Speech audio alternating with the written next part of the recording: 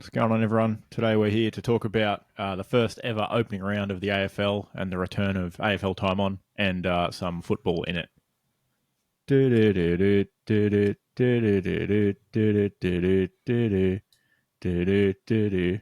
Oh, this can's so slippery. So much condensation.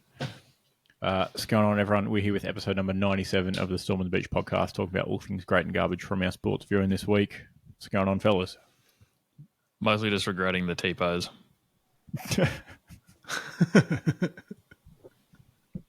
People don't really watch anyway, but they should, but they don't. But they should. Yeah, get amongst it. Yeah, dude. Find us on YouTube and or Rumble. Or are we on Truth Social? Oh, there's an idea. Let me write that down.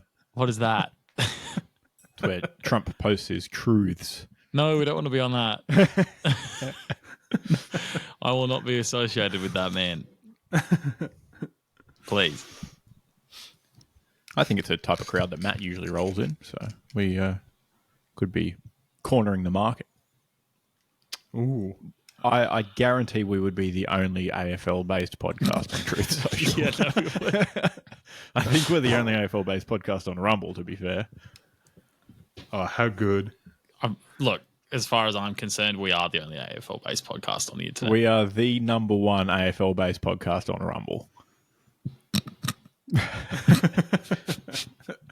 Default. This has not been fact-checked either. This is just a guess.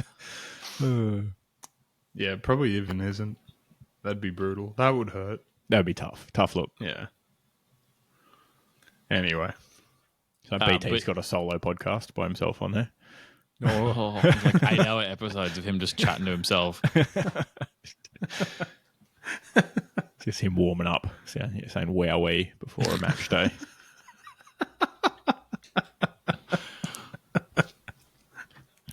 If they kick this, they're back within a chance. He can't get it right at the start. Or whoa-wee. Whoa-wow. He's like, no, that's Borat. Hold on. Why are you going to say it when I'm drinking? Whoa-whoa-whoa-wowee. We're locked in.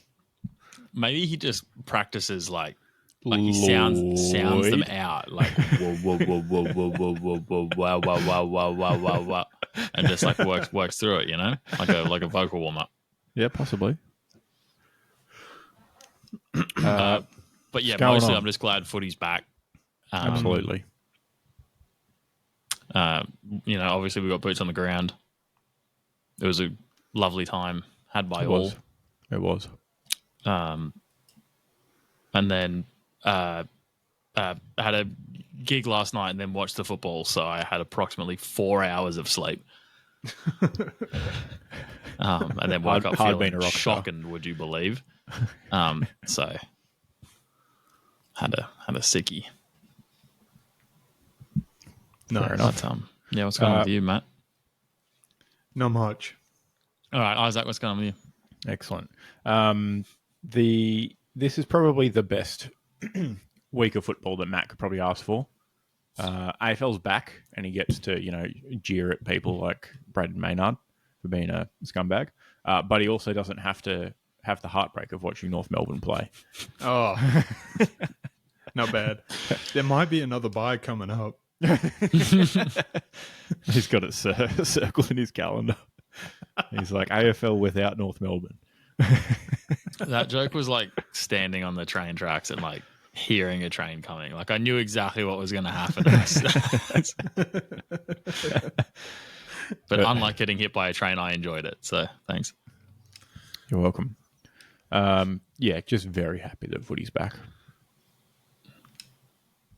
The real footy, not that, rugby league business. Oh, not bad though. It's not footy. I'll watch it. But I'm not going to enjoy it. Sounding a lot like me. Oh, boy. Been doing much comedy lately, Matt? Not as much as I'd like. It's hard to get into the clubs. No one What, seems you don't to have an care who ID? you are. I don't know. I don't think I'd. I got nothing for that. Do you just cold email people, ask, put on list, please? Yeah. I think I need to have less shame. There's still too much shame. I need to have none. Yeah, completely shameless self-promotion. But I have been I've been there's a Bernie Sanders meme. I'm once again asking for something for your help. I can't remember. I've taken that and I've made it about I'm once again asking for a 5-minute spot, and I just keep sending it to people. I've been left unseen many times. Yeah, well, Are you sending it in meme form as well? You're just sending an email with a picture attached, which is your face on Bernie Sanders. I'm sending everything. I sent a message earlier in the week saying, I've seen Dave Chappelle and Theo Von perform. I like to believe some of it has rubbed off on me.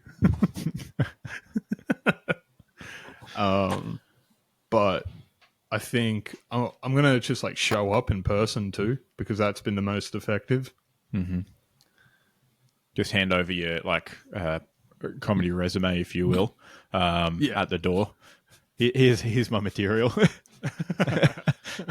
here's my script for my improvised stand-up set. I think a lot of comedians are pretty soy too, so you just got to show up and create a bit of a uncomfortable situation. Mm-hmm. A bit of a, the dance of, oh, I saw your message, but I've been really busy. And you go, yeah, no worries. How about that 5 minutes though, hey? Yeah, got a spot. I love how Matt's come on and called comedians pretty soy, and he lives in a vegan household. He might be the soyest king. boy on the planet.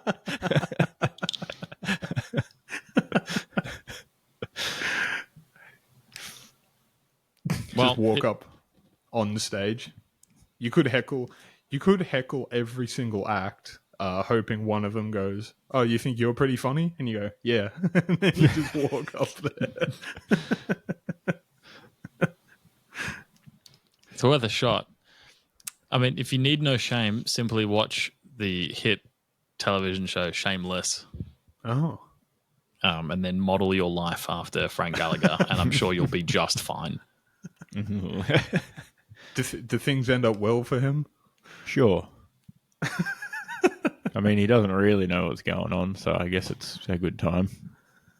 He's without shame for 99.9% of his life. So Yeah. And then he gets alcohol-induced Alzheimer's. alcohol-induced shame. Yeah.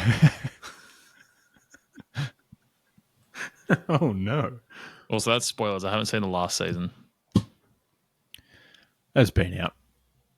I know. It's just one of those things. Every time a new season came out, I would start watching all of it again because I like it that much. It's pretty good, but that's a big commitment. Especially, there's tons I've of seen the first seasons. 3 too much. yeah. Especially with the age difference of the actors. It's wild. It's a fun little game. Yeah. Okay. Have you thought about, say, Matt, recording some of your bits, not in, what seemed like blurry 2008 cell phone footage from, friend attending whatever bit you're doing. Yeah. But just in front of a computer and then sending that through. I haven't Like an actually. audition, a self-tape, if you will. It seems like it would be uncomfortable with no laugh track, but I could add one. Put in a laugh track. Don't put in a laugh track. Just record yourself and watch it back as well. Be like An Seinfeld. outrageously loud laugh track, just going nuts over every bit. Or you record yourself being the laugh track. Record yourself in Jesus Christ. You said outrageously loud laugh track. Raucous applause. That's pretty intense. Standing ovation. That's what it would be like. Yeah, you It was just a yourself good example. with like half a dozen different laughs from like different distances away from the microphone, and then you make your own laugh track. Here's one for free. Ha ha ha. Oh man, I wasn't recording. That'll be good for We later are in the year. recording you. That'd be good for in December when you put out your Christmas material. Oh, Yeah, I'm sure you'll have some sort of Christmas-based set, right? yeah, I already did that actually. It was All kind right, of well, fun. hit me. I wasn't very good. It was mostly improvised, and I forgot the punchlines and the setups. Why do I feel like then? most of your shtick is you just admitting that you're not very good at comedy? Just being completely honest. You could steer really hard into that. Just just go up and not do jokes. Yeah. Yeah. You'd be like that one clip of Kill Tony where the guy just walks up and he stands there for a minute and people are just laughing at him. He just stands there for an awkward amount of time, so people just have to laugh at him. I'm have not sure seen if it people do that. works at No.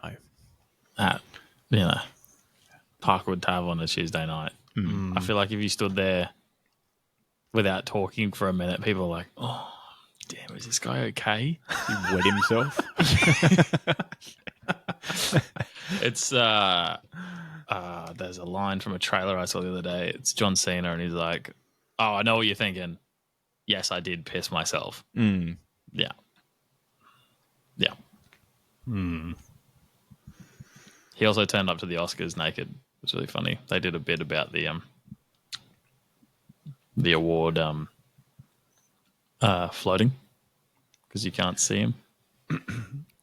Is the Oscars the big one where Will Smith slapped that guy? So Was that- so that was a 2-part question. It's yes for the big one and no for the slappy. Oh, Pretty sure he slapped at the Globes. Globes. There's so many. Where does the Logies rank amongst? Low. Okay, so for name. starters, the Logies is just television. So that's already low. Australian television. Yeah, and then it's Australian, so it's even worse. Not like the Academy Awards handed out by the Film Actors Guild. It was the Oscars. He did slap him at the Oscars. Never mind. Yeah, I thought so. That was Matt 2 whole years ago too. Oh my god. And the guy was Chris Rock. I did know that. I just thought it'd be funny to call him the guy. Yeah, dude.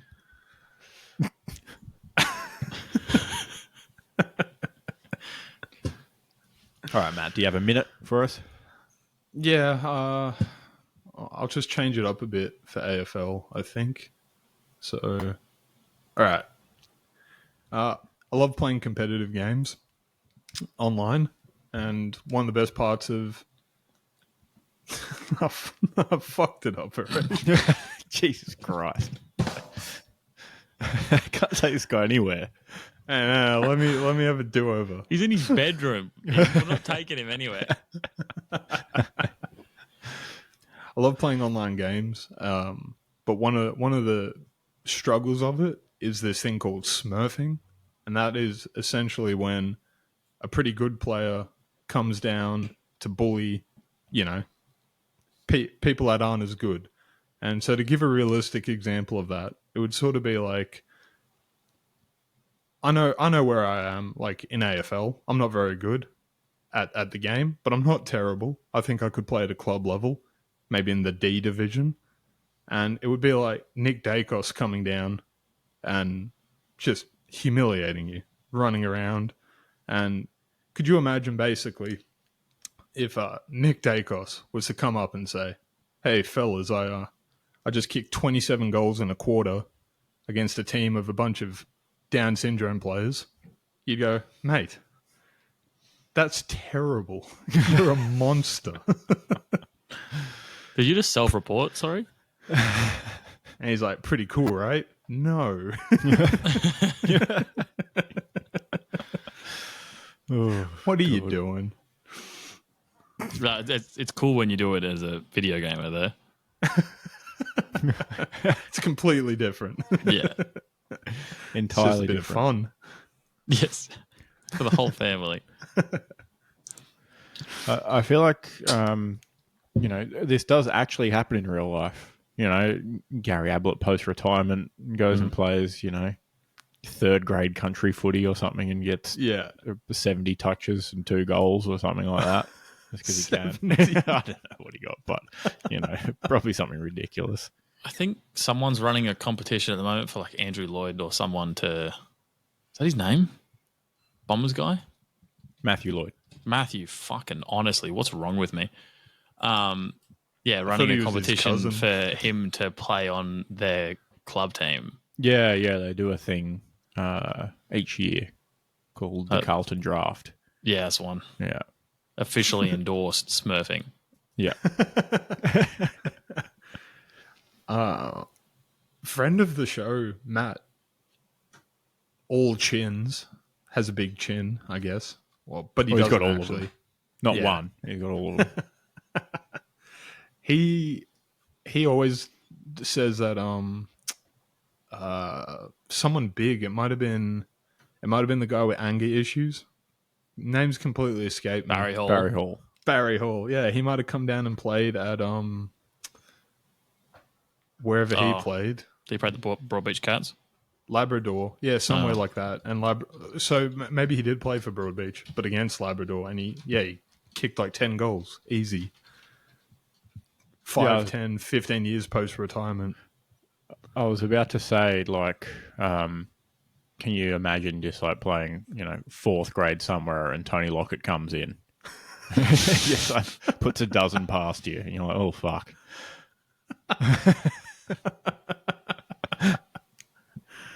Well, you'd have to take Absolutely. him as a snag bagger in that situation.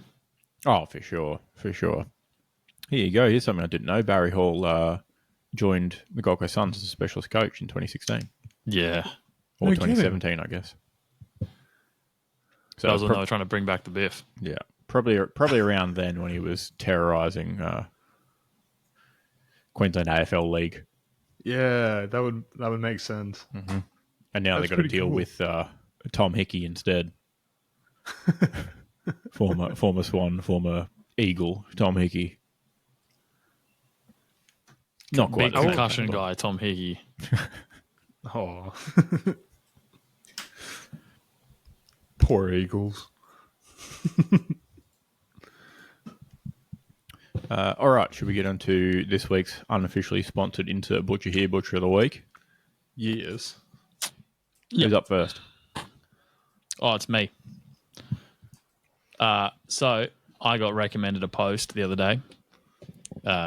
Very weird post to be recommended from a page called Realistically Confident Collingwood Fans.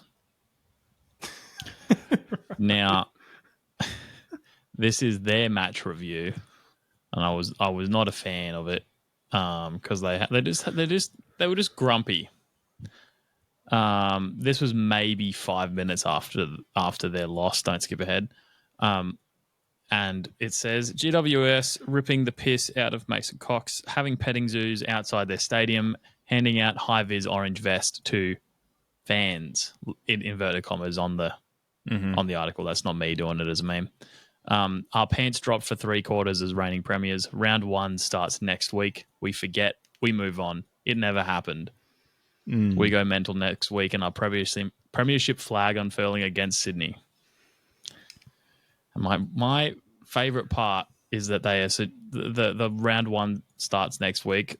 It just rubs me the wrong way. It's like they're saying that this round doesn't count. It's like Yeah. you're not wrong. Round 1 does start next week, but It's the round 0 intent. counts.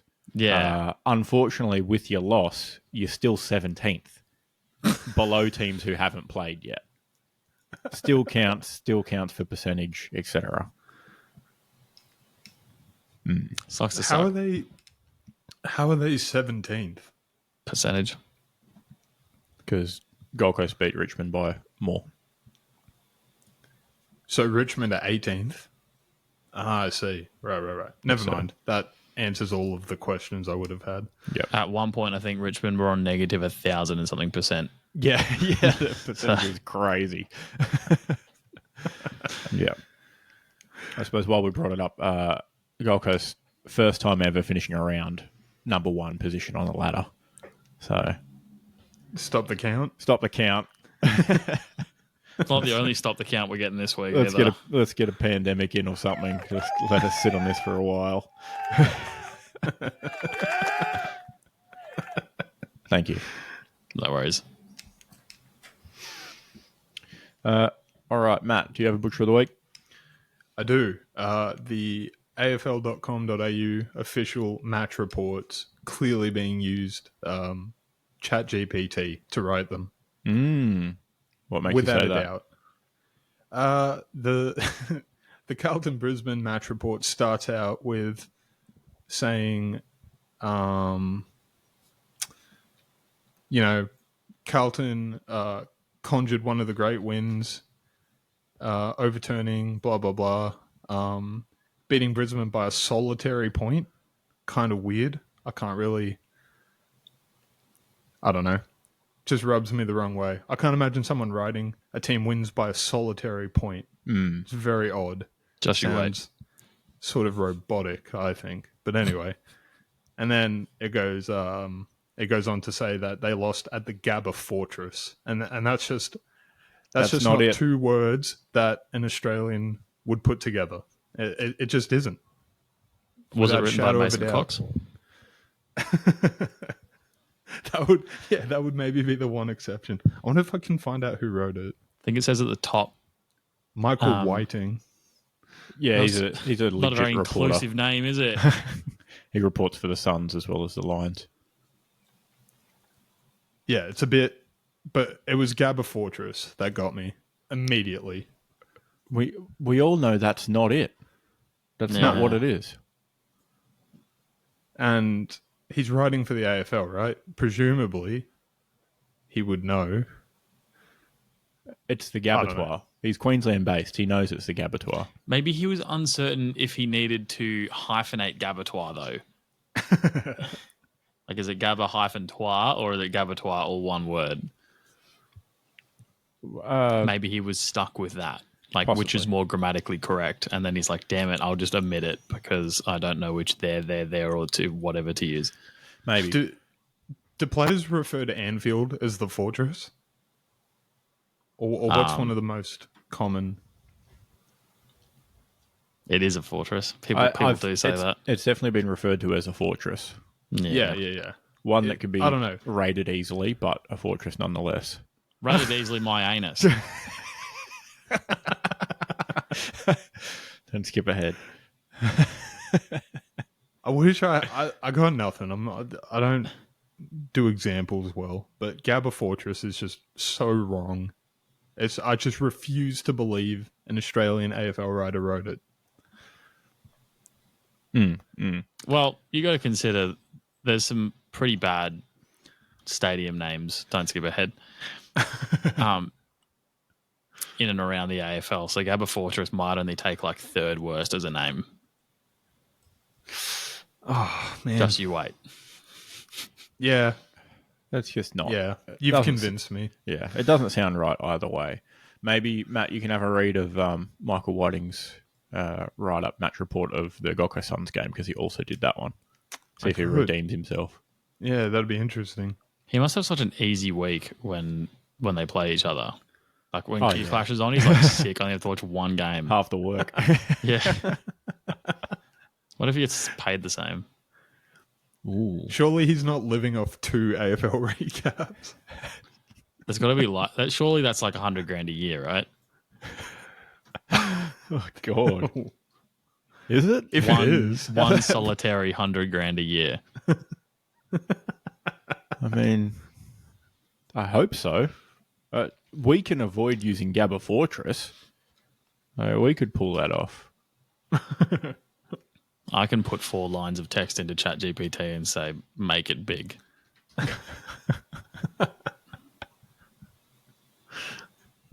I'm sure he does other journalistic stuff, not just the That'd be silly. match reports. He does do like preseason write-ups and stuff like that too. All right, my nomination for Butcher of the Week is all of the 2023 NRL and AFL grand finalists who all lost on the weekend. Everyone suffering from the grand final hangover. Don't skip ahead. Don't skip ahead. I may have written that sentence. No. What annoyed me the most, right? I look at my NRL tips and I go, I have it in my head. I go, Melbourne Storm have not lost round one for however long it's been now, close to 20 years, something like that. And I remember that from last year. So I was like, okay, Melbourne Storm, automatic pick. And then I was like, they're versing the Panthers, who are very good. I guess I'll switch. Storm win 8-0. Tough luck. 8-0 in the NRL. Yeah. Well, I bet that would have been really boring. Your pop would have loved that one. That's so rough though. I think Storm have won every first round for a very long time now. Let me find the stat, what it's up to. Which seems completely out of character for Isaac. Although he is the St. Kilda's guy. 22 years. 22 years it's now been since they've lost in round one. And I went, they're versing the loss Panthers. is due. They're probably due. Insert, Krusty the Clown betting on the Generals versus Harlem Globetrotters. 100%. I thought they were due. Especially with Bellamy at the helm. No coach change. 20-year record. Pretty tough pick. Yep.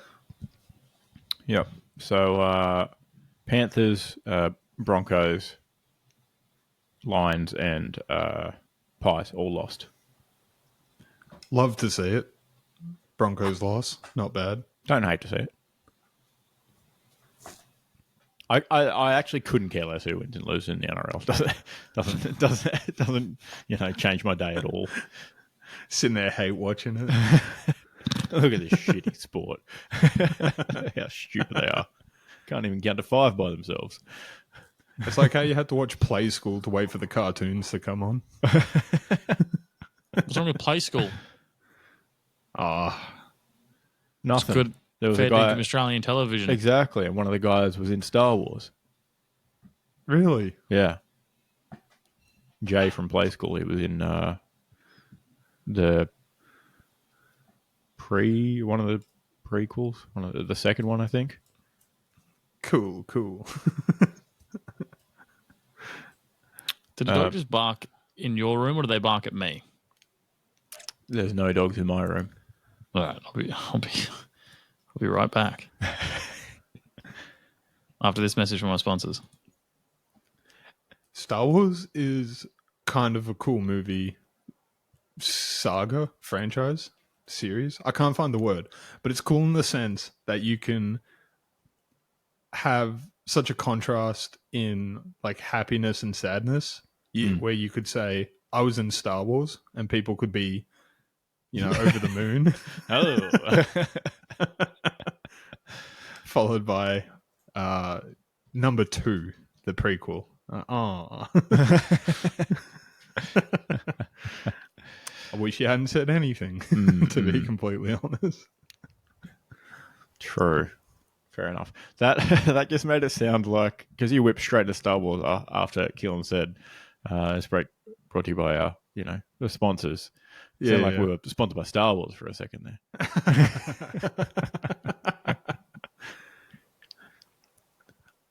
I got to be an extra in Game of Thrones.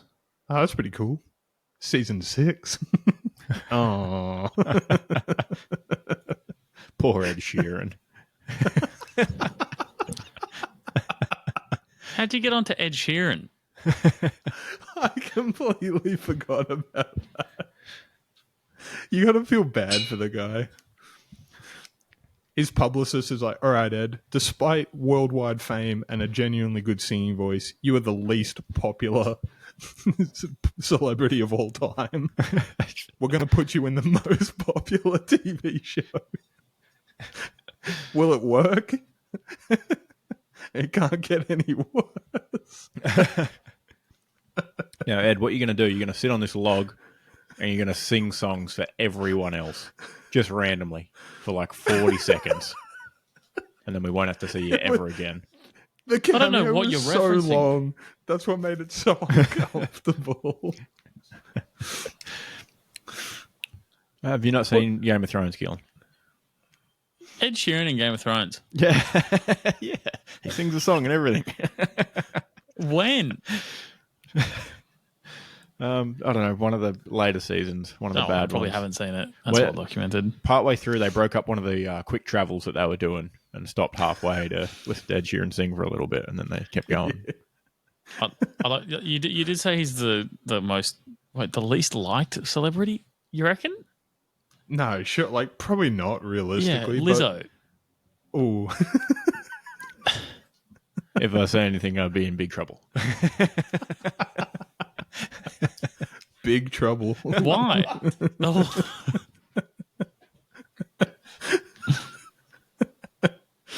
Oh, I think Ed does get a bad rap though.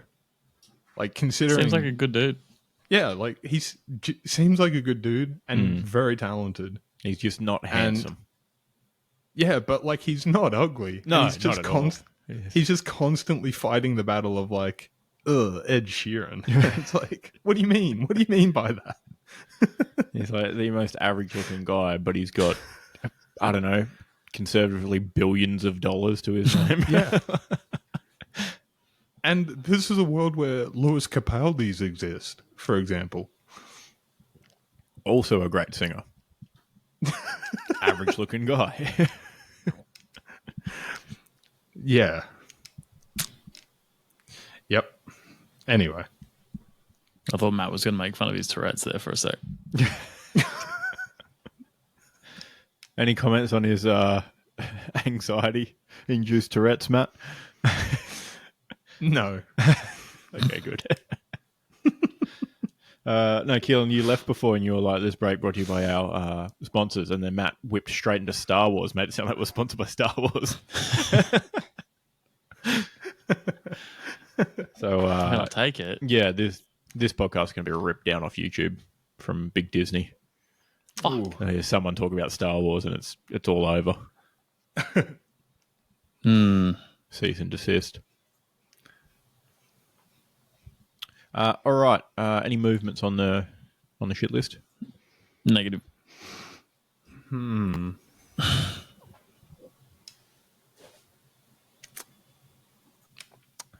I think we know. I think we know who we should put there. Maynard. Is anything What else for? expected, or do you expect better? I think maybe for the casual fan who was loosely following the drama, they're thinking, all right, boys will be boys. Great saying, you know, never uttered by. Anyway, yeah, loosely, if you're a casual fan, you probably think there was a clang, and someone gets hurt, and it was no one's fault really. Mm-hmm. And then, you know, much like you put a guy in prison for murder, he gets out and goes on and murders someone, and you're like, huh, maybe he is a bad guy. Maybe we should have kept him in there. So what happened this week, Matt? Just an absolute scumbag. No. I can't even remember his first name. Is it Braden or Brandon? The first one. But Jeff. Yeah. So as a refresher, Braden Maynard completely ended Brayshaw's football career Football ended In his a football career. in a quote-unquote footballing act where he, I don't know, allegedly held his line, but very clearly to anyone with eyes, you don't even need perfect vision. just the ability to see. He completely deviated, drove his shoulder up, jumped, fired himself like a Pickett fire rocket straight into Brayshaw, and he just took him out. And he basically did the exact same thing. Round 0, before the AFL even began. According to... Well, it's a good thing this round didn't count then. Yeah, no, he was just being a pest. He did like clothesline Toby Green at one point, which, you know, a bit more flog of fine. Like you can let that slide, but then he carried on a bit after that as well. Yeah. And may not have been Green, but there was a Giants player that just, I don't know, like they could have been talking smack the whole time, riling each other up. You don't know, but at the end of the day, it's just words. And Maynard like just ran up and shouldered this guy to the ground, got into a scuffle. They're beating each other up, and it's like, interesting, another footballing act, just like the last one. You know, bit of a repeat offender. It's kind of suspect. Yeah, throw him on. Sure. Oh wait, no, but you don't expect any better. That's the thing. But in the real world, what he's done could be aggravated assault. You know, someone says some words at you and you thump them. Fine in footballing act, if you will. Yeah, it's real world, probably not okay. No. If we go down that slope. I mean, they did have to get, lawyers out to get him off. To do what, sorry? In the act of football.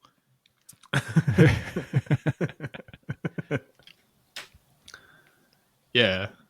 It was a proper saga. It was close, too. It was very close to him not being allowed to play for 2 weeks or something. I'm sure he came with out... pay. Yeah, with pay. I'm sure he came out after and did like the OJ thing of, if I did it, I would have done it heaps better. That'd be so good. That'd be great. If I intended to hit him, he would be dead. Not merely medically retired. Yeah.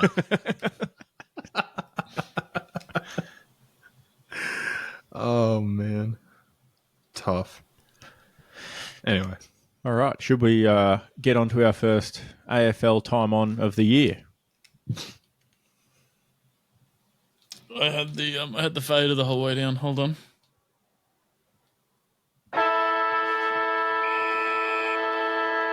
What a delightful noise. And thank you. There is always 2 sirens. A lot nicer to hear it in person again too.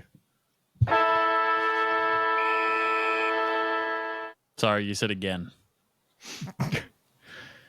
That was the Gold Coast Suns ground staff trying to get everyone off the field after kick to kick last week. That has been nice to the kids. Yeah. Remind me to, or feel free to remember to bring up all the kids storming the ground after the game as well, prematurely. Storm the beach. Yeah. Yeah. All right. Let me get up my notes.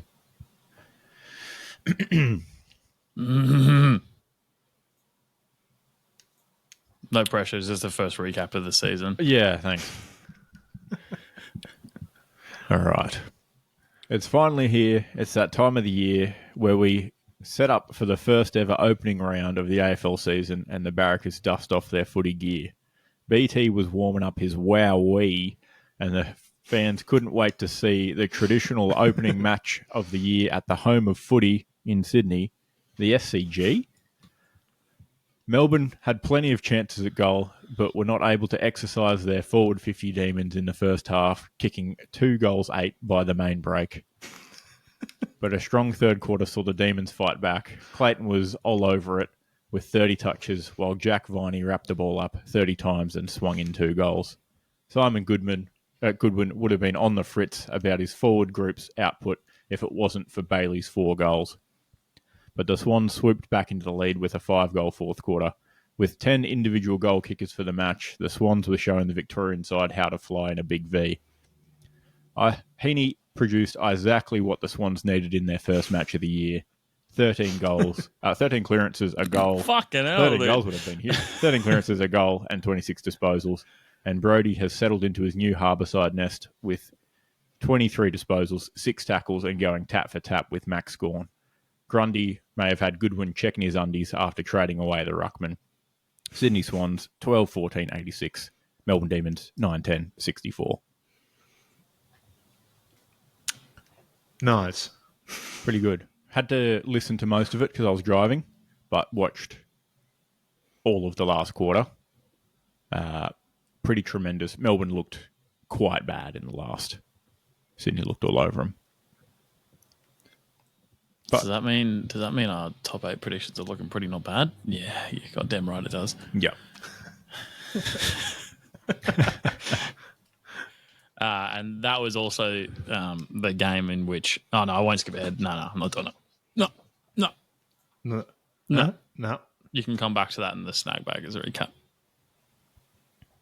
Spoilers, we lost all your money.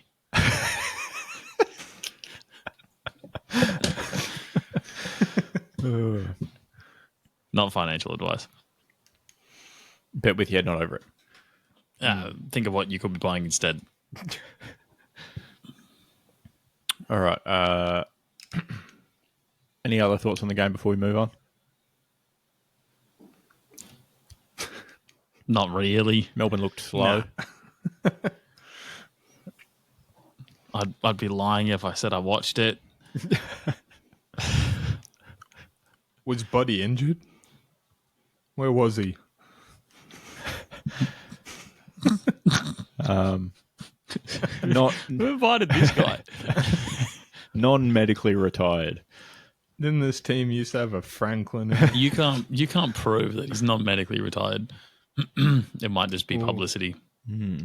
Ooh. I feel like a lot, if not all, retirements are technically medical. Go on. Yeah, explain. Aging body, can't keep up with the work rate. If you retire for mental health reasons, also medical. What if you retire briefly to get on the nose beers in Bali? Or wherever Dusty ended up going. I don't think he went to Bali, did he? He probably did. He was probably there. Yeah, I don't know. I would still...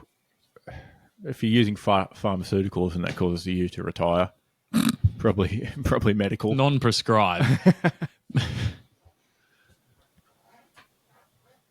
But yeah, no, I've got no thoughts on the game except I really find it funny that Grundy had a great game. Yeah.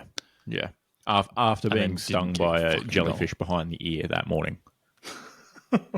Well, yeah, he had a whole locker room full of boys to piss on it, to be fair.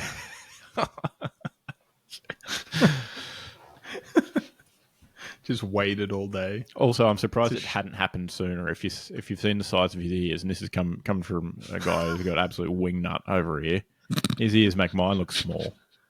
He doesn't have to pay for Foxtel. He's already got all the channels. He was out trawling in the surf at Bondi and picked up a jellyfish with one of his nets. Swimming with the current around would be so easy. Just getting pushed along like you're sailing. That's rolling down the EAC. I gotta look up how big they are now. Google exactly that. How big are Brodie Grundy's ears? Oh, they're pretty huge. After all the jokes, I thought maybe they wouldn't catch me off guard. Mm-hmm. All right. Next up, the Gabba. Yeah, speaking of off guard, here's Matt. What's that supposed to mean? Off guard. I just mean that there's nothing in the outline, so I'm going to be off guard for whatever you have to say.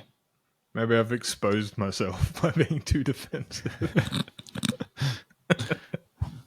I don't think. I don't know. I don't think.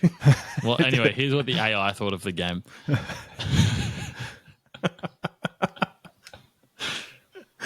That'd be so good. If AFL was like a religious battle, then Carlton was Christianity, where Brisbane was Judaism. Oy vey. Let's get anti-sacrilegious, which is me trying to be clever about playing on another type of anti-word, suggesting jokes about religion are not sacrilegious. I don't know. I'm confused. Footy. I don't want to get religious, but Carlton just had better champions. Who even is the Jewish champion? The first dude to collect currency? I don't know. Charlie was Christ-like, showing up like the main man, JC. In the second half, he's risen, and the old Kern star scored a few points to bring the Blues back from the dead. Brisbane were sitting high and mighty from their first quarter shenanigans, seemingly untouchable. They'd driven the spear into the proverbial ribs of Carlton and gone back to their castle to chill. But the Brisbane Israelites have learnt never take your foot off the gas. Brisbane were driven off. Fucking hell, dude. I didn't laugh. I heard a snicker. Was that unintentional? Did you unintentionally reference the big H? The big H.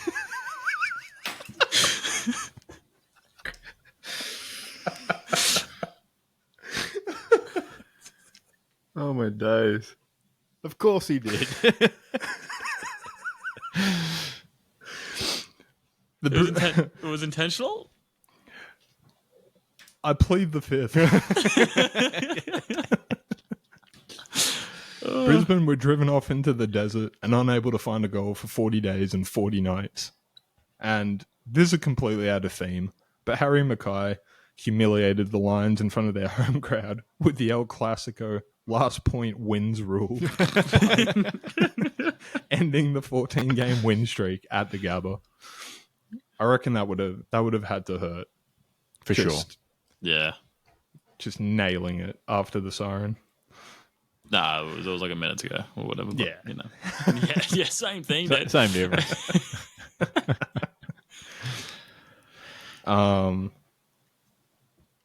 Yeah, no, sorry. I had to wait for this game because I didn't want to skip ahead. But anyone watching the first quarter and just cheering, absolutely foolish, because there's no accuracy in modern AFL. There hasn't been for maybe 10 years now. So if you're sitting there and you're looking at 8-2 going, oh, wow, I guess this is just going to continue. They're just on today. You know, Hipwood and Danaher.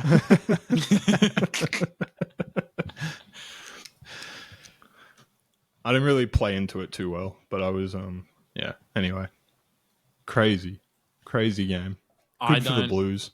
I don't like your line about Mr. Mackay, because all he did was the thing he's exactly getting paid to do. He's getting paid, what, $1 million a year or whatever? Close to it, at least. Yeah. To simply catch football, kick goal while getting jostled around and then kick it between the two big sticks. Mm-hmm. And he did a whole season of not doing that. And then comes back and wins one game for them. So that's why I thought it was so funny.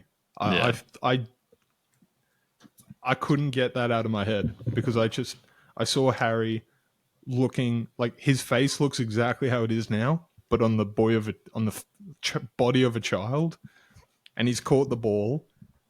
Everyone on the ground on both teams is like muddy. It's been raining, and he's pristine, and he's caught the ball, and then he quote unquote wins the game, and everyone's like, "Whoa, wow." Wowee.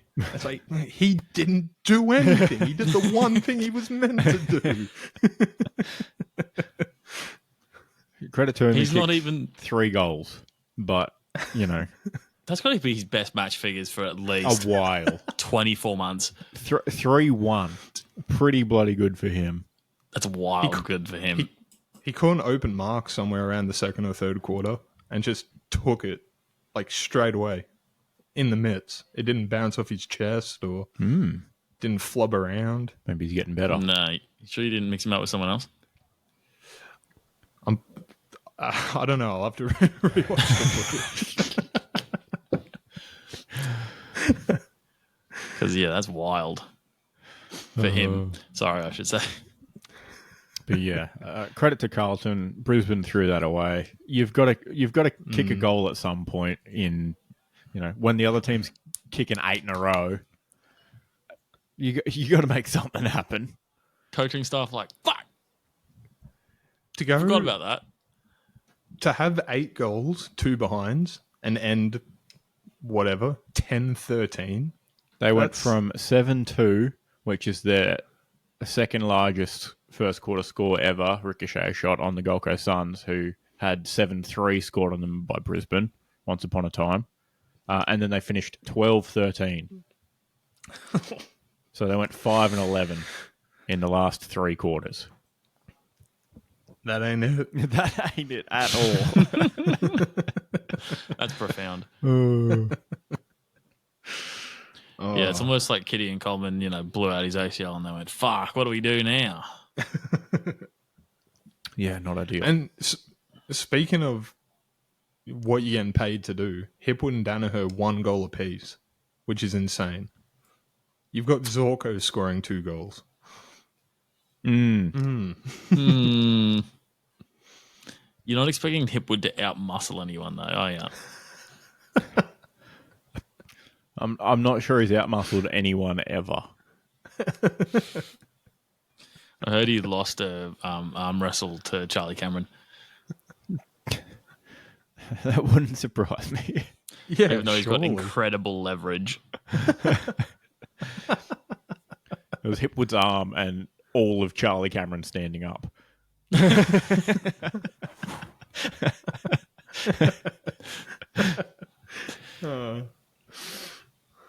But yeah, I was quite happy in the first half, seeing the Blues go down quite a bit. Oh yeah, turned it around, unfortunately. Blues fans are just up and about a bit too much for not really achieving anything anytime recently, and I dislike it. The lid's off. Book the tickets for September. The lid's off. What are you going to do for the rest of the year if the lid's already off? You're in opening round. Round 1 hasn't even started yet, and you've already lost the lid. It's all going to fall out. Opening round counts if you won. It does. Speaking of wins, we headed down the M1 to the Glitter Strip and the newborn People First Stadium to witness a sun-kissed coach and his new beach babe face off against his scorned ex. Even after leaving behind 3 Golden Cups and losing the MCG in the split, the Richmond fans were still booing Dimmer at every chance they got.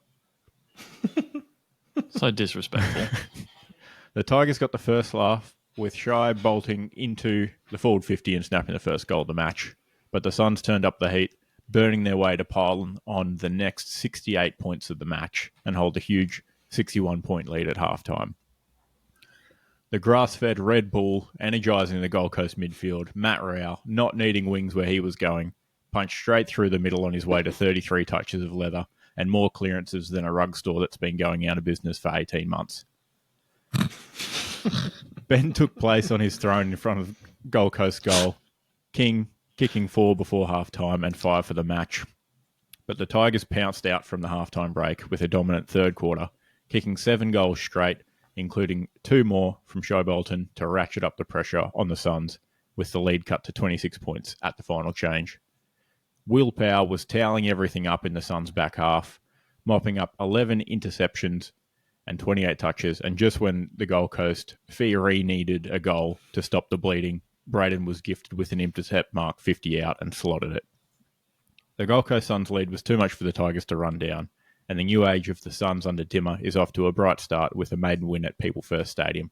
Gold Coast Suns 14-15-99, Richmond Tigers 9-6-60. Now, a couple of stats for you here. after, a very nice win. Huge first half, 61-point lead at halftime, largest lead in team history. Matt Rowell, 20 clearances, second most ever in AFL and the most in Gold Coast history.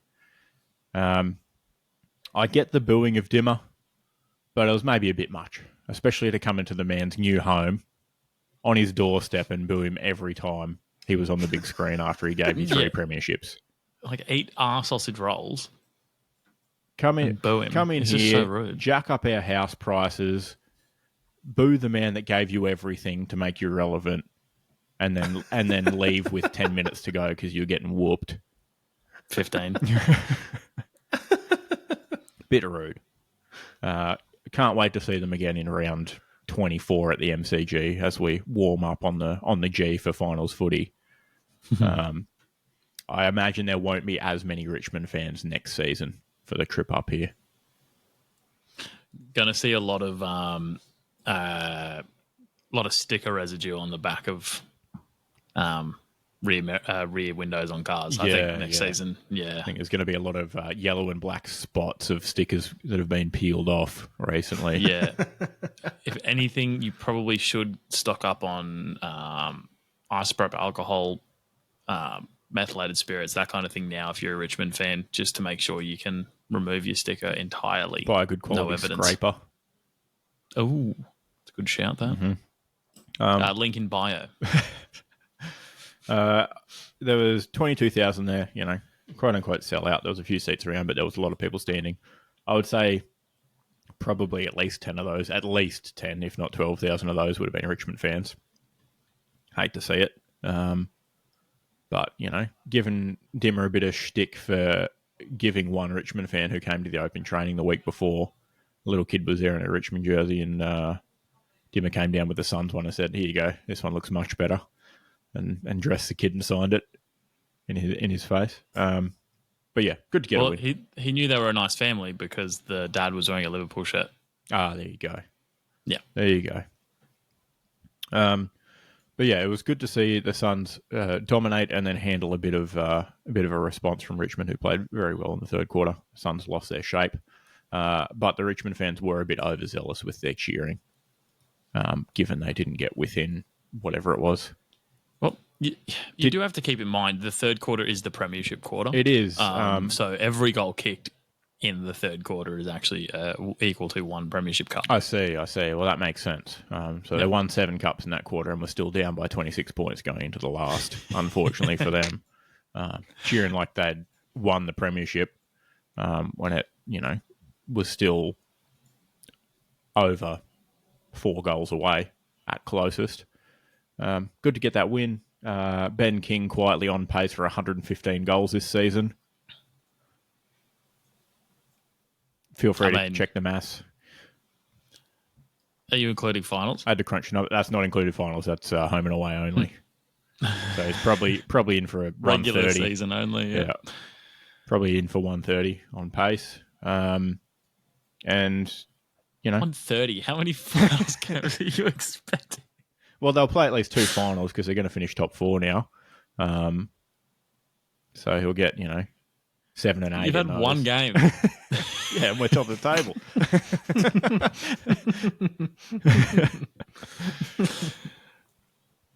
Okay.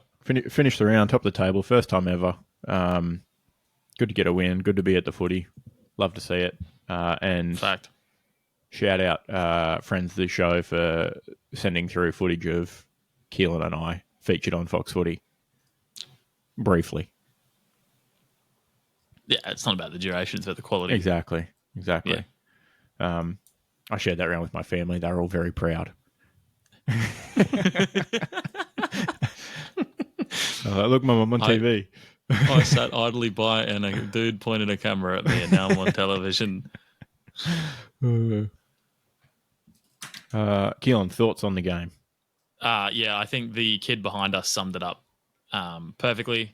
The first goal doesn't count. I said the first goal doesn't count. He did. That's it. Yeah.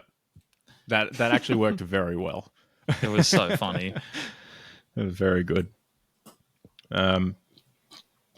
the end of the game just prior to kick was interesting, Matty. It looked like Buddy's 1,000th goal. All of the kids were already on the edge of the ground before that even sounded, were even the footy players were still on the ground, and all the kids just jumped the fence and started charging towards the middle. And then it looked like they had a mosh pit around the centre circle, and the security guards were, fighting them off like 300 Spartans at the hot gates. They were trying their damnedest, but they just got overwhelmed.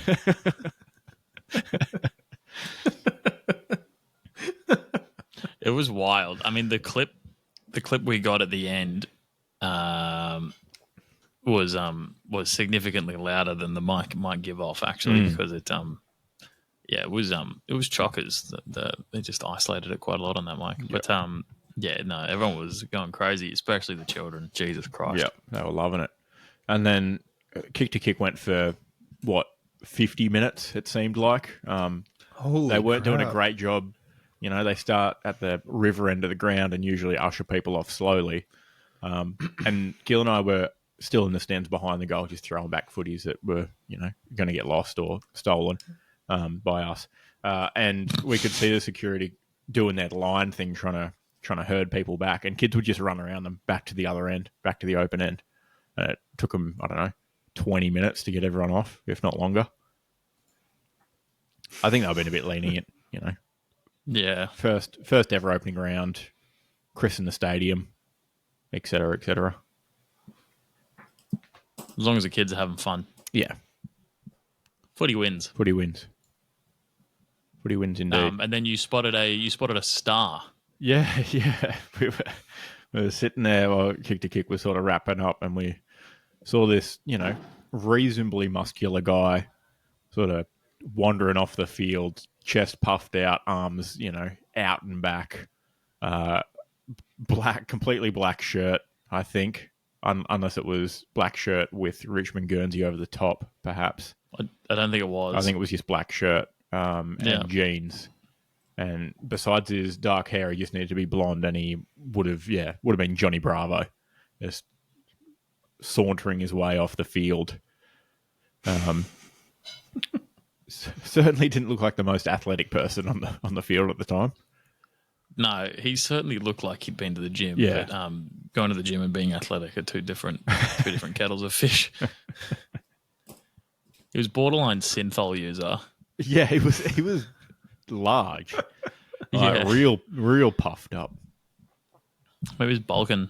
He was like a human version of one of those 3D Doritos or whatever they are. Those ones that are puffed up. I don't think I've had those. You haven't seen them? Aren't all Doritos 3D? Yeah, but more 3D. It's a marketing gimmick. More 3D. Okay, all right.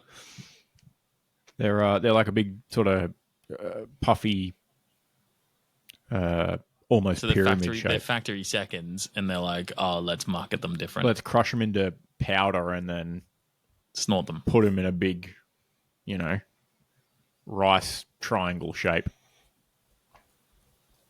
Yeah, interesting. Rice? Yeah, I'm just trying to, give you a mental image of what it looks like. I'm picturing rice. Yeah, you know how you can get rice triangles? It's not what they're called.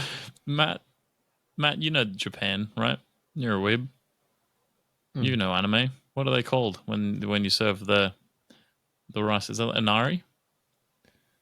Well, no, that's the egg thing. Onigiri. Yep, there you go. Onigiri, Japanese rice balls.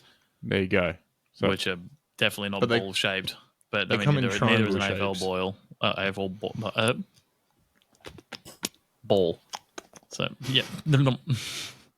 Anyway, here's another recap. Just going to saunter on into this one.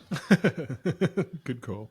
I forgot that it's a lot easier to read this if I put line breaks like every second sentence. So I'm going to do this one like reading Tolkien and that I'm probably going to accidentally start the same sentence 4 times in a row when I try to go to the next line.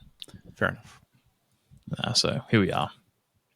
The final game of the first ever opening round was set to be huge. Last year's premiers against certain contenders for the glory this year. The Giants had recently found out that the Suns had the new worst home stadium name in the comp. And so Orange management said, hold my beer, and partnered with a French energy company to launch Engie Stadium for opening round. And if that doesn't make you feel shit, I don't know what else. Can you imagine turning up to that every week? Absolutely not. I'd cancel my membership right then and there. NG Stadium. I'm not a big fan of People's First, but at least you can technically still call it the bank because it is a bank. It's a merged bank. Bank's not in the name, but you could technically still call it that. I think I'm just going to stick to the Solarium this season. But NG Stadium, good luck. Shocker. Yeah. Meanwhile, the Pies were still nursing a collective hangover spearheaded by De Goey from their premiership celebrations, chained into Christmas, New Year's, and obviously Hottest 100 as well. It's been a big couple of months from the boys from Collingwood, and Mason Cox was clearly still under effects of something, as he blatantly made contact with a member of Giant staff in the centre of the ground while doing his ruck warm-up. And you'd think, given the intensity of his warm-up, that he would have surely had a big game. Nope, he had 0 disposals in the first half and 5 for the entire game. As a ruckman, of course, he did win some hitouts, but he's also a billion-foot tall, so that was bound to happen at some point. Anyway, in what was initially a tight contest, it was the Pies' laxity with their defensive positioning and consistently dropping off the mark that led to the Giants getting good quality chances in front of goal, which a clinical Orange forward line capitalised on. Hogan was amongst the heroics, but Callum Brown took home a bag full of snags with 5 on the night. Brent Daniels grabbed himself 4 goals, 2 behinds as a present for himself on his 25th birthday, and Toby Green joined in with just the 1 major, but it was a right-footed banana on the run from the pocket, so I don't think anyone complained about that from the home crowd. The commentary team said you can't write Collingwood off, but 2 minutes later they were down by 52 points with 13 minutes remaining, and so I turned the game off. I considered it done and dusted. And I don't know, if it was the Pies of, 2 years ago or last year, they might have made a good deal out of it. But they did have a crack with a few more goals, but the Giants took home 4 points. Bragging rights, GWS 18-6, 114, accurate. Pies 11-16, 82. Kick your goals. Yeah. First kick your goals of the year. Good to get it out of the way. Mm-hmm. Yeah, tough look. BT was all over the Pies, and they're being, a step away from starting a comeback. And that step never happened. It wasn't even close. It really was not. It wasn't even BT that said it on the clip, like the actual quote I grabbed. It wasn't in BT. Oh, it was Christ. the other guy, and BT. Even BT sound like he didn't believe it at that point. I was like, fuck. It's a long way off then. Yeah. Because I think in that 2 minutes, I think GWS kicked 2 goals. Yeah, pretty much. So there certainly, there was time for it to happen, but the a whole minute game per would have goal. had to change. But everything was just going the way of the G-men.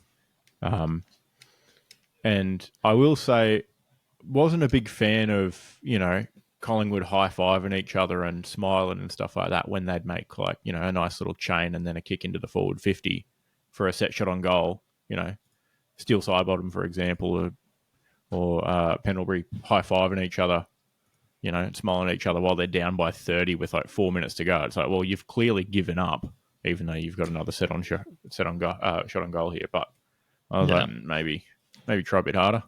Probably celebrating the wrong thing, perhaps. It was not a great look. A little bit unusual. I forget if it was first or second. Maybe it was second. But there was 3 goals in a row from GWS that the guy on the mark just dropped back further than he needed to. And so there was just room for the GWS player to take a few steps around and open up an angle to someone inside 50 who also had no one on them. Yeah. And I was like, well, to do the basics, dude. That's the way GWS want to play too, with, room to move and quickly. And it's like, because get up in Jesse their face. Hogan can run in a straight line towards the 50 pretty well. Yeah, exactly. And will take the mark. Mm-hmm. So, but yeah, quite a few of those boys up the front there benefited and capitalised on their opportunities, which is unusual for the AFL recently. Sure. Shout out Callum Brown, also on pace for 115 goals this season. This fucking guy, dude.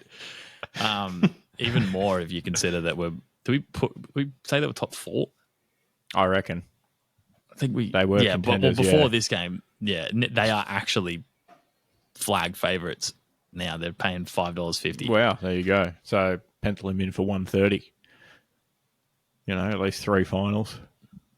Goals, yeah. sorry. Yeah. I was like, what the fuck are you saying?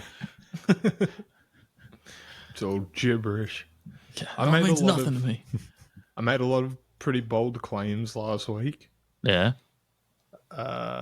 Regarding Collingwood. But it felt pretty good watching the Giants get up. Matt did everything but hit them with the all the way back. But at least your predictions can still come true, because as we all know, round 1 starts this week. No, it did. I think it was partway through the second quarter where the Giants sort of turned it on. Yeah. And started either taking the lead and then pulling away. But man, it was great. It was hard to not be excited to watch the Pies go down, because they're just so darn unlikable. As perfectly illustrated by Isaac's comment about the high-fiving. It's a bunch of little things with the Pies. Everything is unlikable, no matter what they do. Donate to charity. Unlikable. Probably picked the wrong one. Yeah. Be one of those ones that keeps 80%. Yeah. They're like the Sultana cookies that you think are chocolate chip cookies of the AFL. From a distance, they don't seem that bad. I think they seem pretty good. No, I don't know. I don't know what I'm talking about. We're going hard on them so early. We should probably move on to the AFL news. Possibly. I did. The commentators were harping on about how Collingwood had only conceded 17 goals twice last season, and that was to Brisbane both times. And they got 8. Only? And they got, they were like, oh, and GWS has kicked 17 on them already, and there's 9 minutes to go. Oh yeah, actually, on that, that was Collingwood's 3rd most points conceded under Craig McRae. Yeah, Huge. Huge. Oh, wow. Yeah, Huge. I think half our listening base is Collingwood supporters. Tough week. fuck. Sucks to suck. I mean, our 2 biggest fans got absolutely rickrolled in games this week. So They had such a hard year last year too, making it all the way to the grand final. Terrible. They can take 1 loss. Yeah, they can take more if they want. absolutely. Any thoughts on Mason Cox rocking around and finding out? That's a much better way to put it. That's great. Now, some more, he was issued a please explain by the AFL, so some more facts came out, allegedly. And apparently the Giants, encroached on the Pies warming up at the time, as they were warming up in their allotted time, and Mason wanted to get 1 more bounce in before the Giants' time was up, and he did apologise and say he probably should have just Should have just not gone for the last bounce. Yeah, the way I understood it was that there's a changing, there's a Transition period. one leaves, one comes in. Yeah. Just like chill out. Like it's not hard. You're gonna win a hit out anyway, dude. You'll be fine. Yeah. Perhaps have a minute, stand by overlap time for the one team to clear out and the other team to use the space. It's not a bad idea. Back-to-back bookings never work.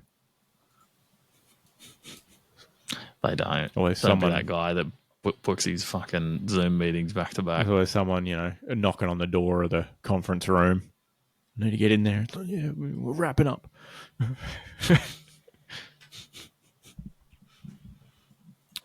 right. How good's work? Other AFL news. Carlton Sam Doherty hit with a season-ending ACL injury. Now, he is 30.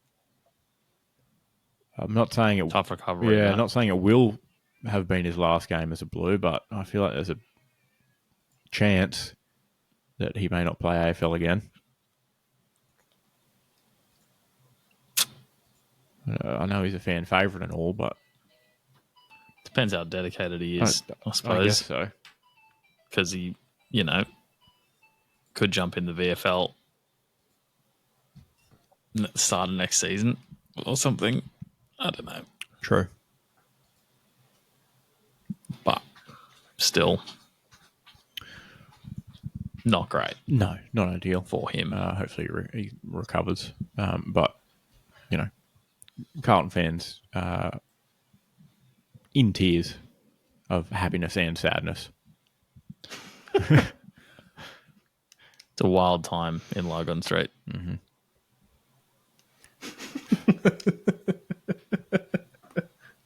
Hey, they might have fans elsewhere. No, don't like be in the silly. side streets or around the corner. Yeah, anything that corners with Lygon Street. The address has to be, corner of X and Lygon Street.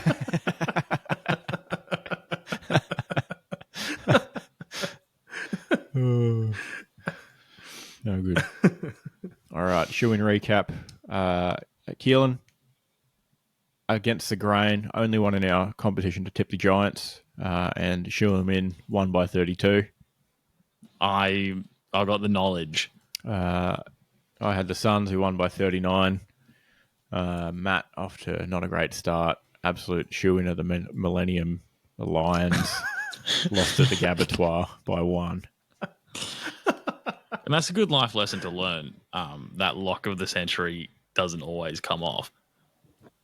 True. Yeah. That's true. Very true. I've noted down the goal stats for snagbaggers that we picked. Brody Grundy 0-0, Charlie Cameron 2-3, McCluggage 1-0, Lukosius 3-0, Ainsworth 0-1, and Pappy 1-1. I can't believe Close. McCluggage got one and fucking Brody Grundy didn't. It's so annoying. Close, but, no cigar, unfortunately. Sorry, and Ben Ainsworth not getting one. Yeah. Fuck off. He had a quiet afternoon. He only had 14 touches as well. Should we do tips? Get our tips out? Ooh, could do. That sounds inappropriate. Let's do it. Tips out for the boys. I'm so glad we got to watch, a close Sydney versus Melbourne game instead of Carlton beating Richmond by 80 points at the MCG this week. That'd have been shit. Yeah. Well, prepare yourself for Thursday night because that's going to be what's happening. Oh, wow, wait. I picked Carlton. Crazy. By 39 points.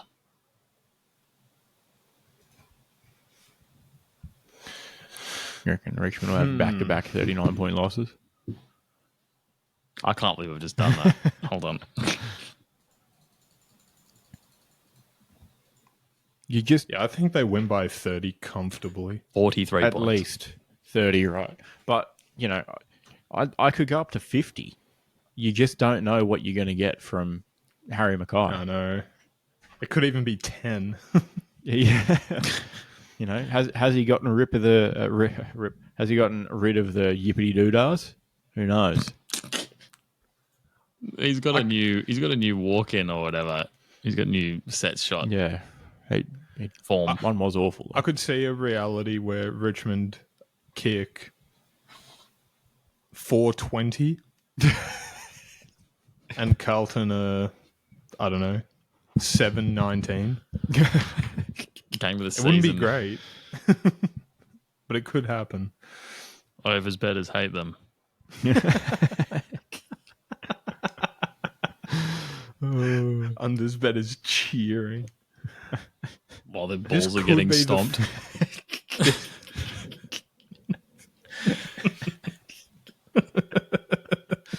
Oh man, it's going to be 19 degrees and chance of rain on Thursday in Melbourne. So it's probably going to be one of those games. Yeah, it's Carlton because they're already blue. Yeah. Drop my margin down to I'm 30. going to drop it to 30. I'm keeping 43 because the margin's not going to matter for me anyway because I'm just going to win the league. Okay. Yeah. It's definitely just not going to matter because I'll be at the bottom in fucking 2 rounds' time. That's not why. Definitely not why. Definitely not why.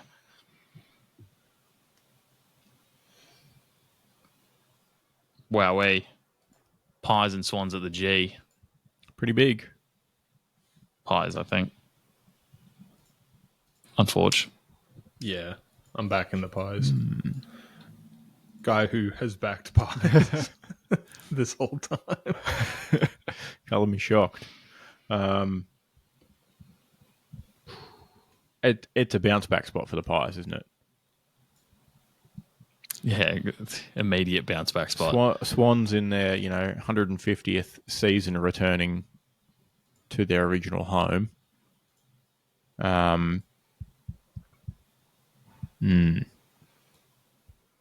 Yeah, I don't think they get any benefit, like any home ground advantage that long afterwards. No, probably not. And it's not their original home as well. Not like they're playing at Lakeside Oval. Probably the Pies. Bounce back spot. Hungry dog runs faster. All the sayings. Depends how hungry the dog is, to be fair. Like if Hungry dog you're in runs North faster, Melbourne, for example, dies. yeah, North Melbourne. Yeah, I've got the Pies. Yep. Essendon Hawthorn. I think it's Hawthorn. I think. But I'm open to suggestions here. I'm 83% Essendon. No way. I'm going Dude, Hawthorn. They've got a Mackay brother on their team. Until Essendon prove me wrong, I'm just gonna tip against them every week. And like you just said, they've got a Mackay brother. Matt, don't forget that. That's the biggest steal of the last decade. Throw out all the ridiculous, concessions that people complain about Gold Coast and Sydney getting cost of living allowance, etc., etc. The fact that North Melbourne got a early first round pick for Ben Mackay is daylight robbery.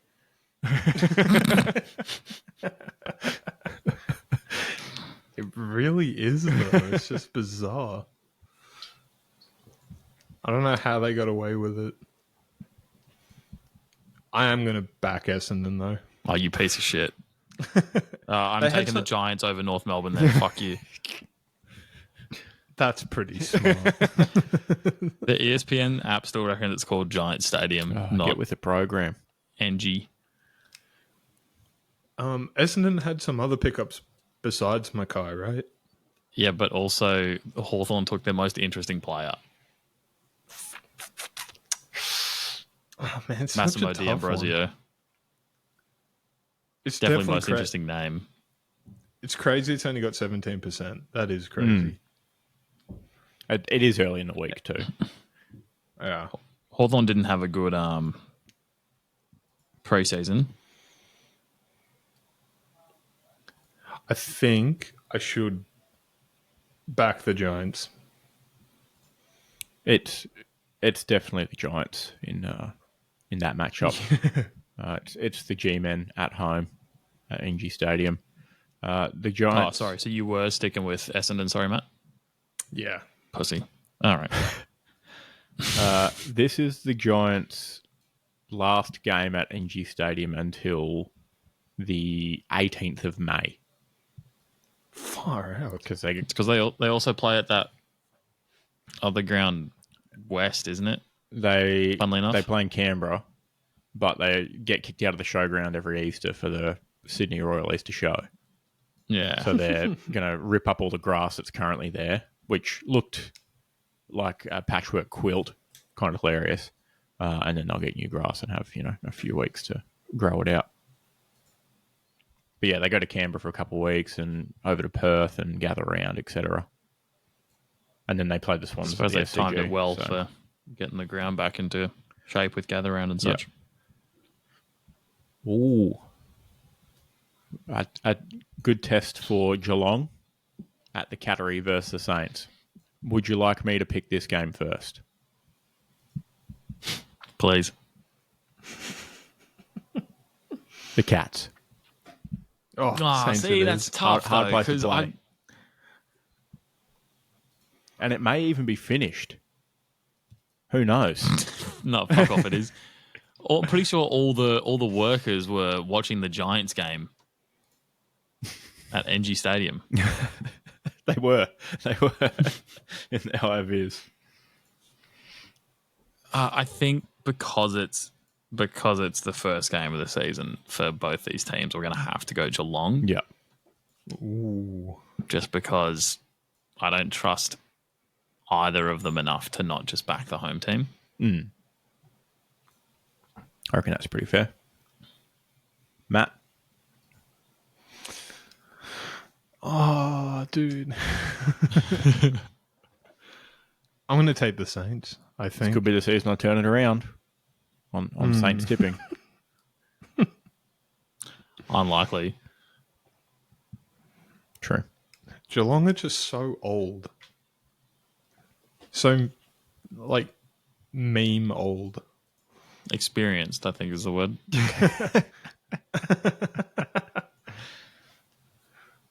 You're not wrong. Gold Coast Adelaide.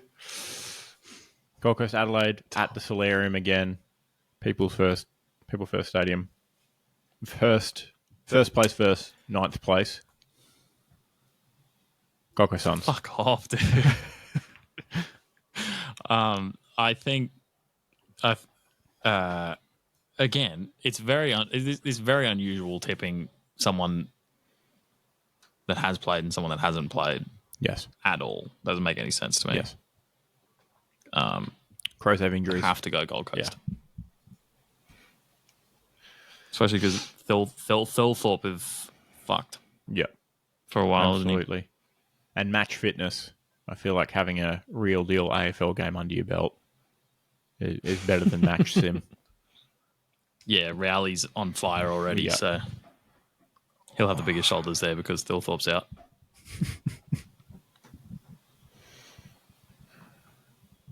What do you reckon, Matty? I feel like if Gold Coast have any issues and they fall behind a goal or two, then they'll just lose the game and panic. Because they might go in with the win feeling pretty good about themselves. And if it unravels, but I don't know. I don't know what to think. I think that was the best bit about the bad third quarter was that it wasn't all sunshine and rainbows from the first game. Yeah. Oh, man. Oh, I don't know. I want to back Adelaide for some reason. You're holding on to last year. Go for it. You're welcome to make that decision and jump straight to the top of the ladder like you did last year too. Right? What?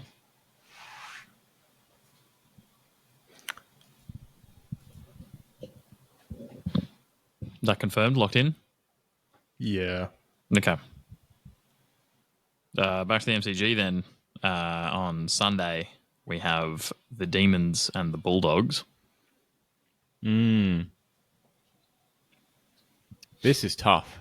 I feel like the Dogs are going to have a hard season. But the D's didn't. They looked all right, and then they didn't look great once they got behind. But It's that thing again. you just don't know what you're going to get from Aaron Norton. Is it 3 goals 1? Is it 1 goal 5? Is it 3 mark of the year contenders? Is it 7 dropped marks? He's got a bit of Mackay in him. Yeah. The only guarantee from Aaron Norton is that he's overpriced there a and his while. contract's way too long.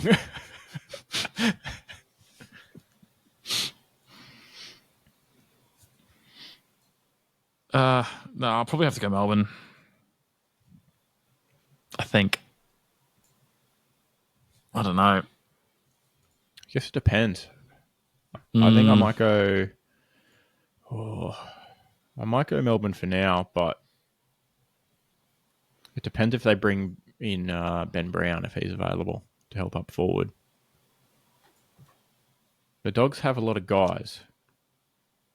They do. They got a lot of dudes. It's the dudes versus the Gorn.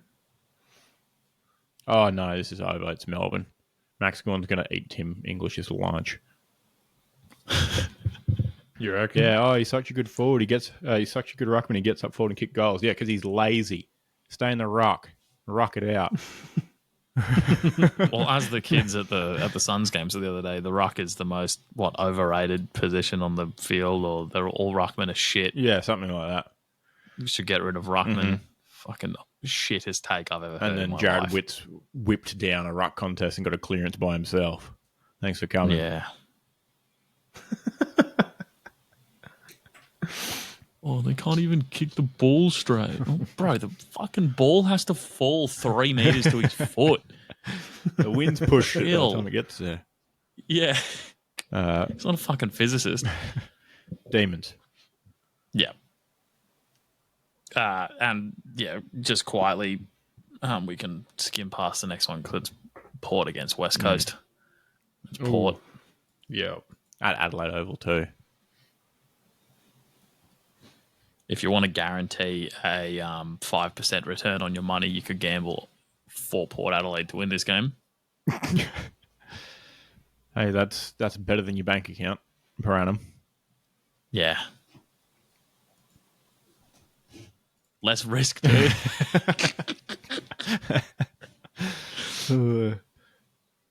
And then Freo and Brisbane at Optus. Ooh. I think I've got Brisbane. I don't like Freo this year. It's Brisbane. It's a long haul to get a bounce back, but I think it's Brisbane. It's not the MCG. I think they'll have fine time playing over there.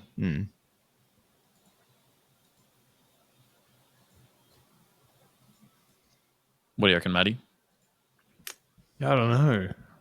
Surely. I don't think Fremantle have anything going for them. No. And they did lose Schultz as well. Yeah, it'll be tough for them. Lions it is. Happy days. Should we do some shoes then? Tune of the week. Matt as the current chooser. Matt is the biggest chooser so far. Can I choose Port? You can. No. I can. Well, by the rules, Richmond's last on the ladder. Oh, I thought it was worst odds Oh.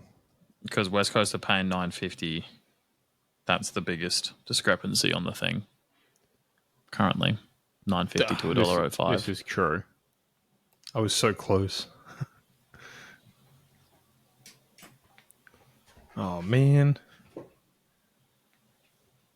There's I another don't know who to pick. You could pick the Giants. That'd be catastrophic, though, if they lost. As a Yeah, but you'd be happy. emotional It's hedge. bittersweet. Yeah. That's true. I'll take the job. Oh, I was really hoping you wouldn't. I was lining that up for myself. Such a...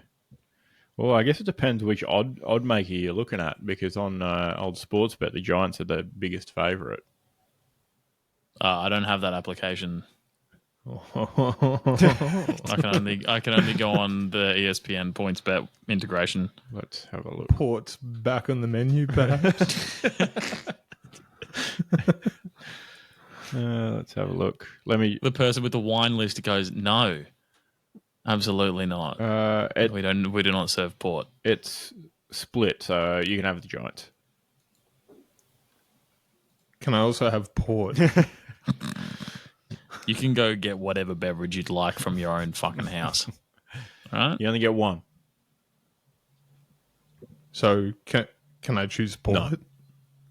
No.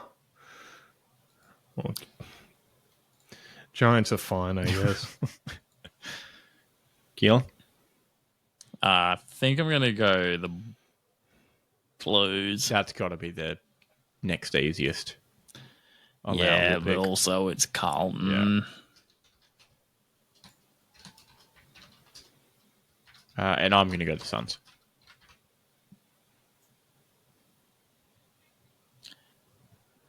But what if you... So say you keep shooing them in, until Until they win 11 in a row, yep. And what happens when you shoot them in and then they don't win? Then you've lost two things with one thing. Well, they're going to win around 12 because they versus Essendon at home. So it'll be 12 in a row. But what if the streak ends and you've also shooed them in? So then, the streak's broken and you've missed the shoe in. Well, so you have to drink tuna water again. Well, none of us got every shoe in right last year, so it's a risk I'm willing to take at the moment. All right, I'm playing for every shoe in right this year. That's my goal. Fair enough. I'm set the bar high. I'm confident in the Suns. Rock and roll. Baggers. Are we just going to pull names out of a hat again? We're not going to do... I think we, I prefer this. Yeah. Throw away returning and just make it snag baggers. Yeah. But I'm going to try not to pick the main forward for each team. Probably a good idea because it's not great odds. Yeah. One of these multis will come off this year.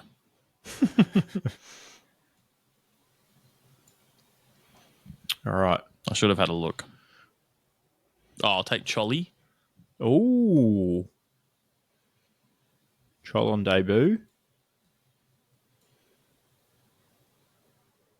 Oh, you could have a returning snag bagger of 40, how good.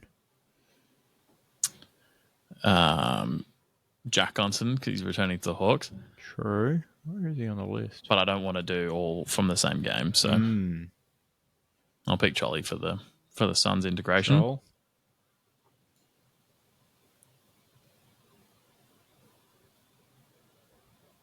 I'm going to go...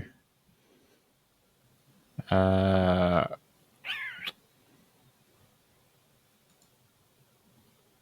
feel like Nick Holman's great value at $1.78. I feel like he just always gets one. Like one just falls his way. Just creates his own luck. Hard work. Make it happen. Matt, any goal kicker predictions? I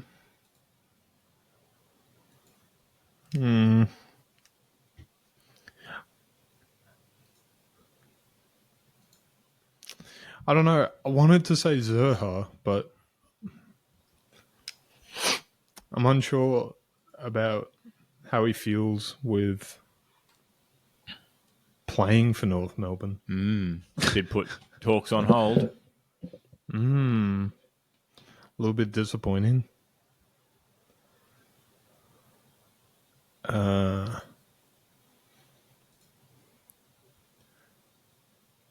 think... If this is how long we take to choose one each, imagine what happens for the next two and three each. Come back to me. This guy. No, okay. Sam Draper. Best goal-kicking ruckman in the Fucking game. shut up, dude. He's got to be paying good odds. Actually, no, they're probably like fake good. Whatever that Joke's means. on you, he's not even confirmed in yet because he had to prove his fitness via VFL. Duh. I'll just pick Jake Stringer then. $1.19. Why are you picking against the Hawks, you rude bastard? I don't know.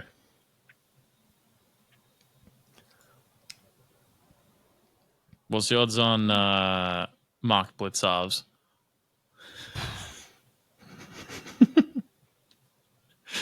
Ballsy pick. I just want to know the odds. I'm not looking at them. 235. No.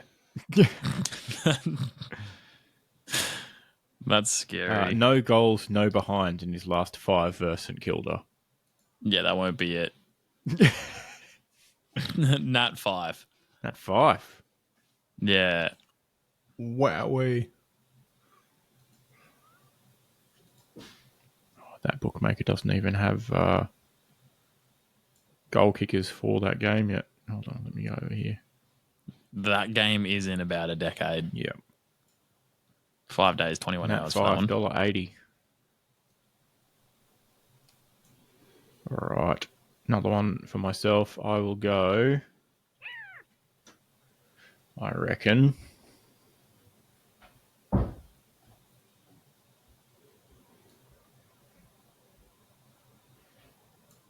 GWS.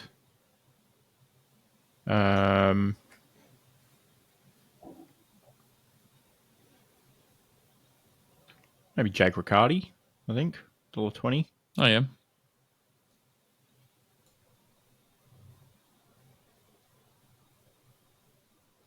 Maybe we put Ben Brown on as well.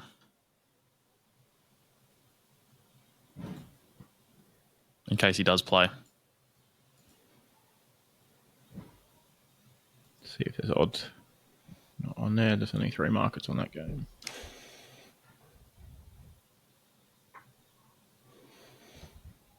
Matt, any more while I'm looking for Ben Brown? Taylor Walker. Yeah, probably paying $1.05. Ben Brown not available. No, okay. I'll panic and choose a Bulldog then. Taylor Walker. The Bond. $1.09 sports bet. Good value.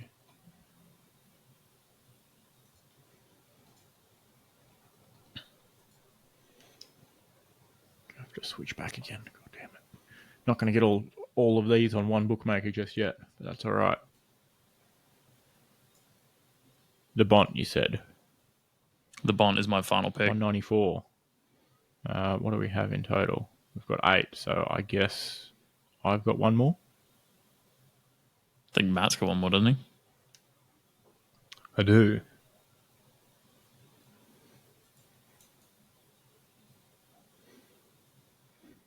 Today, Junior. I thought Isaac was picking. Oh, Nick Larkey. Christ. He'll get 3. Going for 3? Yeah. I don't see a lot of ball going North's away, to be honest. No, it'll be fine. He might get all 3 of their goals. $8 for one, or do you want 2 goals? Yeah, do 2.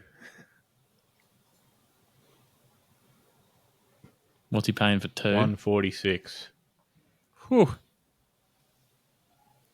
All right, I have to do some mathematics to work out the rough odds. Oh, we're all over the place here. We're doubled up on Tex Walker. Hold on, I do have another pick. You silly sausage. We're not good at this. This is a whole lot of Too early in the week. dead air. Too early in the week. Yeah. There's no team diagrams. Makes it harder. Mm-hmm. I'm going to go Connor Rosie. Oh, yeah. Adelaide. All right, fill the air while I crunch these numbers. He's crunching.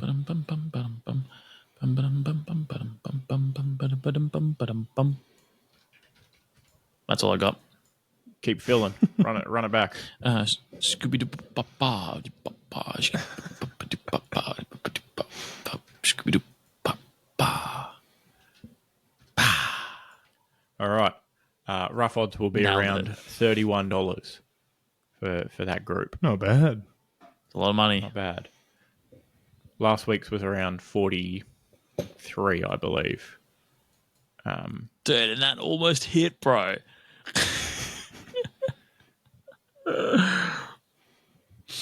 Easy. Did almost hit. Alrighty. Is that AFL done? Should we... Moving on? I think it's AFL done. Yep. It's football, innit? Welcome. Game of the season happened overnight. Yeah. Everyone loved it. Tottenham went into Aston Villa Shut and scored 4 goals. Liverpool hosted City. Mm-hmm. At Ann Fortress. Anfield. And City came in like the Vikings and raided them. Stole their women and then went home with a point. A little pot of gold. Mate, did you see the lineups? City played with everyone. So you're fine for a loss, for a draw at home. Yeah, I am. Siri reckons I just said something to her. Dude, what are you saying? She just played a song called Red by Ockerville River. Next EPL season, I'm going to put a bet on draw for every one of the big matchups. It has to be profitable. Every time a matchup like this comes, it's 1-1.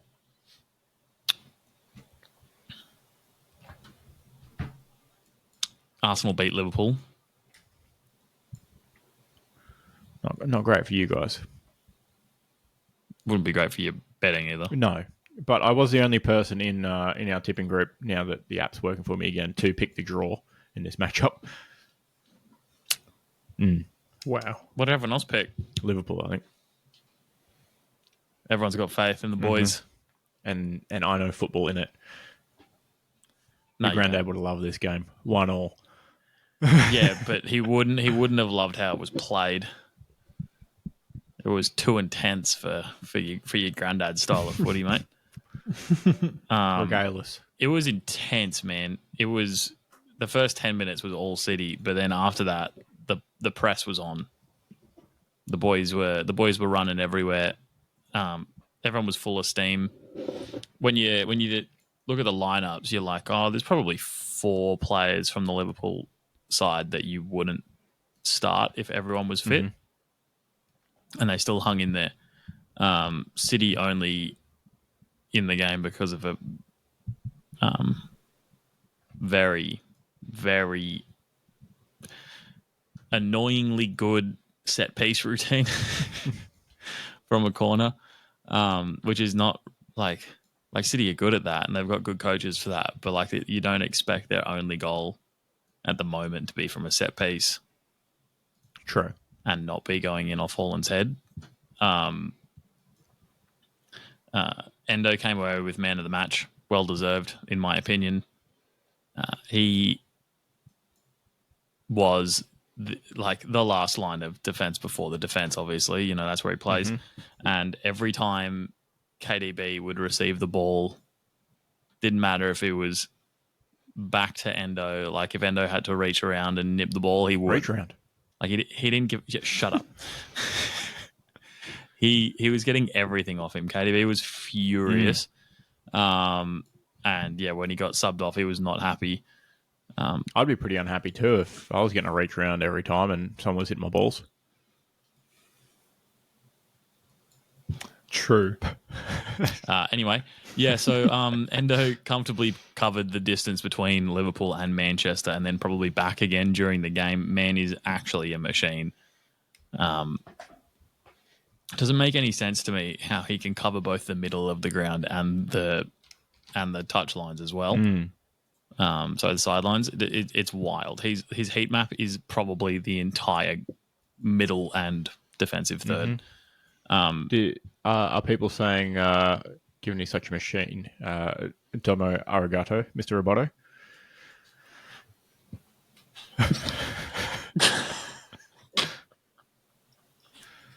No? That's pretty good.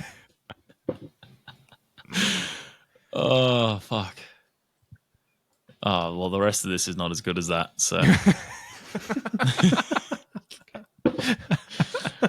but no. The rest of this is just me double wristing Liverpool. So we'll keep at it. There was heroes everywhere. Both Virgil and Kwanzaa kept Haaland quiet, which is what you need to do in that game. Haaland had 20 touches for the whole game, no goals. A lot of disposals. Even though he's no score involvement. Fucking no score involvement. Absolutely zero score involvement for the goal scoring cyborg. Doesn't make any sense to me. But just the positioning from the two boys was just too good. McAllister was literally like a terrier, dude. He was running everywhere. You can always tell it was him because he's got he's got gloves on too. So he's very easy to spot on the TV on the wide view, and he's just like, it's honestly so good. And it's that intensity that allowed, turnovers. I think Liverpool were winning second balls more often than not from the long pass, which was needed because, the press was coming the other way as well. Luis Diaz was probably the most exciting going forward for Liverpool, though. If you watch any of the highlights, you may see him kill both Kyle Walker and Rodri in one move. He dribbles past them both, like basically falls over them, and then like dribbles past them again in the same move. Like it's actually insane how cracked out he was. The only thing he was missing was the finishing, which is sad. Speaking of finishing, Nunes didn't score anything, but he won the penalty. So you like to see that. And that was all because of his, and everyone else's pressing intensity, but because of his pace on the press. Edison just cleaned him up. So easy pen. And that gave me echoes of Mo Salah, running in behind and ending João Cancelo's Man City career last year or the year before. So funny that. A draw, but well earned, I think, considering they are, unfortunately probably the best team in the world most of the time. And not even top of their league. Best team in the world. Yeah. Yeah, well, they had KDB out for a while, didn't they? True. No one to whip it into Haaland to... And Haaland was out too. Yeah. And, some of their players just didn't look on the intensity. Hey, Anfield's got to be a draining place to play. Surely, the boys were loud. And it was intense. I don't know, last third of the game, City didn't really look very promising at either going forwards or defensively. They were probably just trying to get out of there with a point. Yeah, and Liverpool nah, dude, they looked like they wanted to win it. And I was like, come on, boys, please. But no, I'll take the draw, though, for now. And such, Arsenal on top currently, with goal difference. Goal difference alone, yeah. Same amount of points as Liverpool. Big game this week as well for Man City. Facing off against Arsenal. Was that this week already? I think so. I had to scroll to the bottom of the EPL matches to find it. It may be coming up shortly. Might not be this match week. Oh, they do. Yep, it is this one. That's not good for City. Yeah. Oh, it's a while away. City will be all. Yeah. Oh, is there a break? 1st, is there? Yeah. Oh. Fucking football, dude. Football in it. It sucks. But at least something to look forward to after, I assume, Champions, Europa League, breaks, etc. Yeah, it means some boys can come back from injury for Liverpool, which would be nice. Salah could get some form again, because when he came on, he didn't look at his best. But that'll be Rusty. nice. Low-key, Aaron Ramsdale did have a nightmare for Arsenal, though. But, he doesn't actually have to play every game because they've got 2 keepers fighting for the same spot or whatever. If you've got 2 keepers, you don't have 1. What? Well, if you've got 2, you don't have one one. standout, do you? Yeah, no. Same thing happened to the Boston Bruins last season. Going into the playoffs, they had 2 keepers that were 2 goaltenders playing, switching out games during regular season, and then they just get rolled. Win the President's Trophy, and then they just get rolled because they couldn't keep switching their guys out, and then the one guy stopped making saves, the one that they went with, and then the other guy was cold because he'd spent like 3 games out on the bench, and he couldn't get a save either. Just ruined him. If you've got 2 keepers, don't have 1. The sentiment lines up. But yeah, it was pretty ridiculous. He should have just hit the ball earlier, but no, he hit it as someone came in for a slide tackle or something, and then the kick went into him and then into the goal. So sucks to suck. But my real issue with this game is Havertz totally should have been sent off with a second yellow for simulation. He had the biggest dive. Referee called it as a dive, but he didn't get carded. Surely, if you call it as a dive, you just give out a card, right? Yeah, it makes sense to me. Like if you tech someone up in basketball for diving, surely you can show a card for simulation. They're running around with the Apple thing on their face. Show them a card.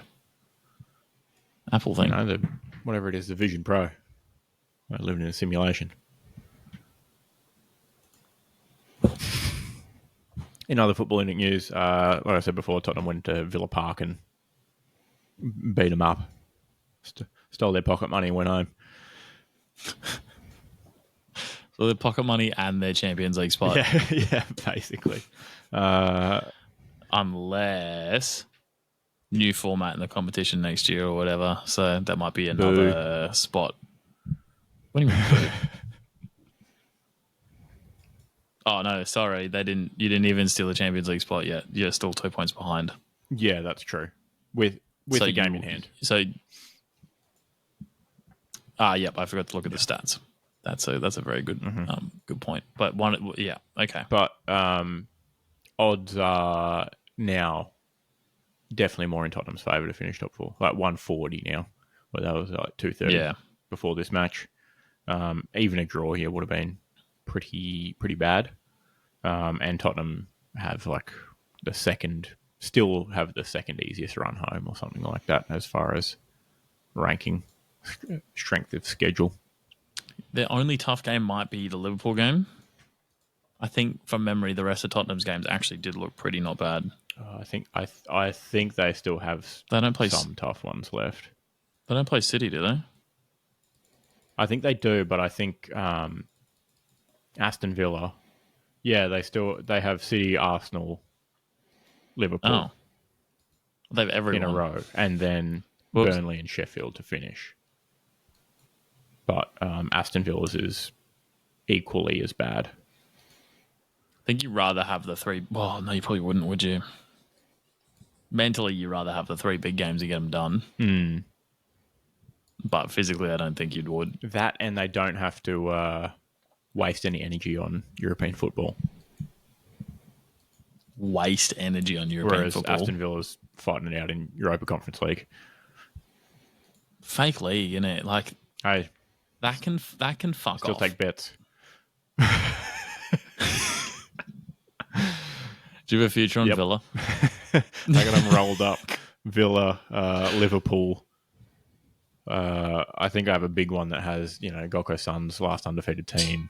Tottenham top 4. Something silly. It's like 50 cents to $3,000.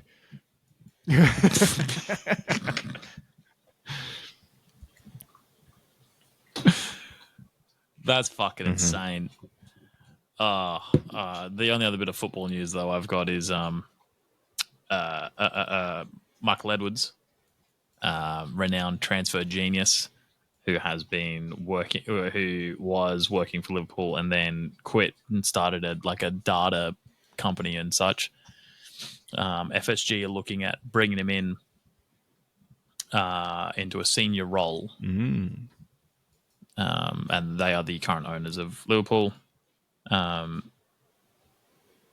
which would be very cool. And then I believe someone else that Michael Edwards is currently working with would then become the sporting director underneath Michael Edwards at the club.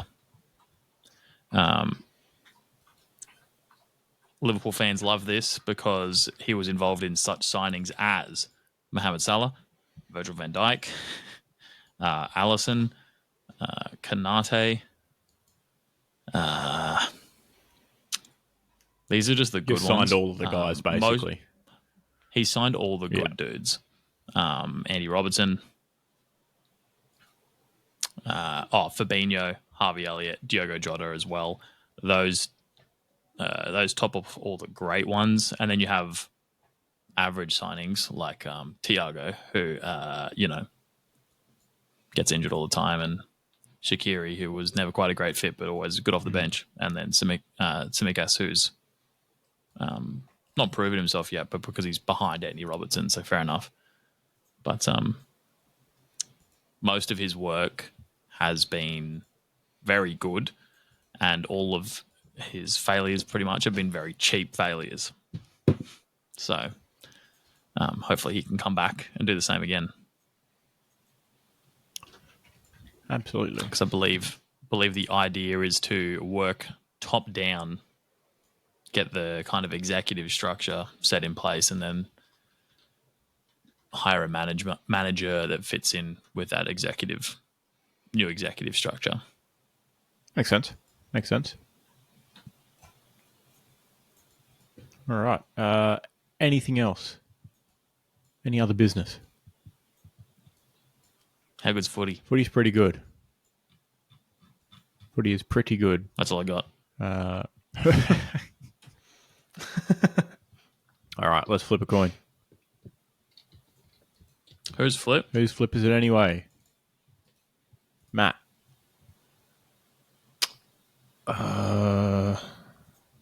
Is it Keel? It is. Oh, I'll close my tab then. Don't need it. He's like some sort of savant. Keelan, temperature today. Oh, you wouldn't believe it. It was top of 28. Oh. Do you want to know my readiness score for today? How ready are you? 28%. 28% red-blooded American. I got 2 hours and 33 minutes of sleep in my first sleep session today. In your first sleep session? That was before the football. Oh, right. Yeah, and then I got another 2.5 hours, I think, after that.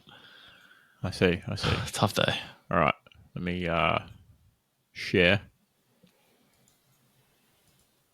I'm not sure if I like any of their songs. Nice one. Thanks. Little targeted ad here. Ready to flip?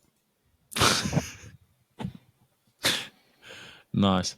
Dude, what is your Chrome Lord of the Rings themed?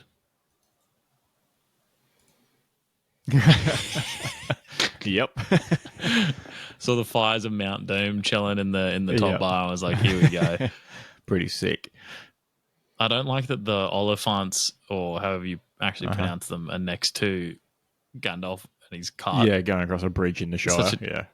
Such a jarring juxtaposition. But yes, I think it's gonna be tails. Alrighty.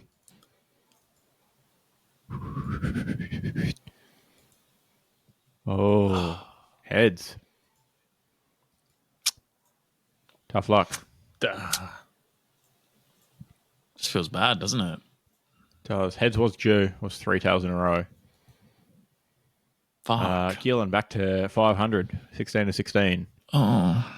As a team, 52 and 44. Oh. You're back with Matt on 500, 16 16.